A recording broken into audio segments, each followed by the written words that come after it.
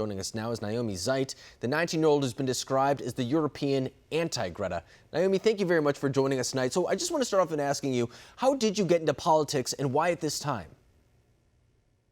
Well, actually, I've been very interested in political philosophy for many years now.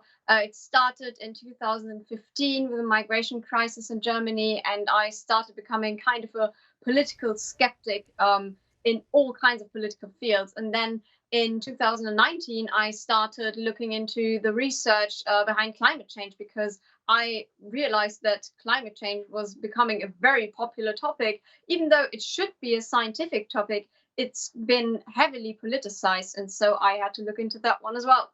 And you're right, it has been very much so heavily politicized. And of course, the Greta that I was referring to in your introduction is Greta Thunberg. She's someone who has very much so made that topic a political one. And it's one that we're having all over the world, especially here in the U.S. I mean, it's something that very progressives and those on the more left part of the Democratic Party kind of use as almost a rallying cry, something that they say needs to be addressed right now. Otherwise, it may be too late. What is your kind of counter to those people, or what is your message to them who kind of use that as kind of a rallying cry for voters?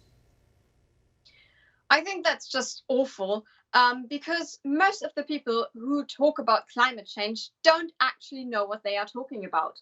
Those people are celebrities, politicians, or a young girl who has never really looked into the science or the economic implications of what she is advocating for.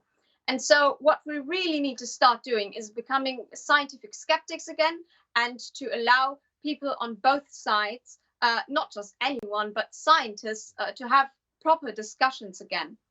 And I think that's a really good point, because a lot of times, too, we especially see it on cable television. We'll see people having the debates. And to the point that you made before, it is often a political debate. It's not one based on science. I mean, I could tell you where a lot of politicians stand on these topics. I couldn't really tell you much of the science behind it because that's not really what's reported as much. And I think that's an interesting point that you bring up. So acknowledging that point, too, of how they deal with the green issues both in Europe and the United States, how would you respond to the way that they cover it? Do you think that they're misplaced in the way they do so, or do you think that they do have some things correct? I think that they are just spreading panic. And that's what's so horrible about all of this, because especially young people are really terrified of their own future and they blame their parents for it. So it tears apart relationships, it ruins friendships and family relationships. And that is really what got me into activism for the other side. And I want to spread hope again and show people that actually I think we are not destroying the planet with CO2 emissions. And I think that there is no causal relationship at all between rapid and irreversible catastrophic warming in the atmosphere and CO2 emissions.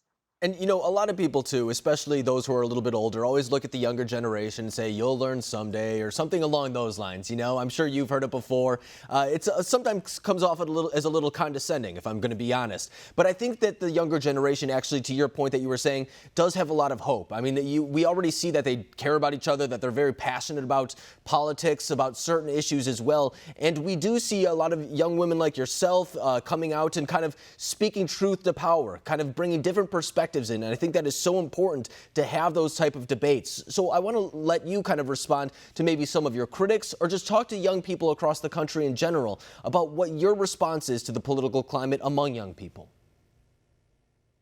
If you want to go out and protest for something that you truly believe in, then that's awesome, and I completely support you. But please make sure to do your research beforehand and really know what you're talking about.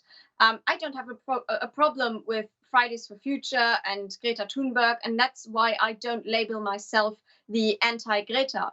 I want people to become scientific skeptics and even challenge me and my views and continue doing their own research. That is important, that we start having proper discussions and debates again, and that we let everyone talk about their own views and what they find out.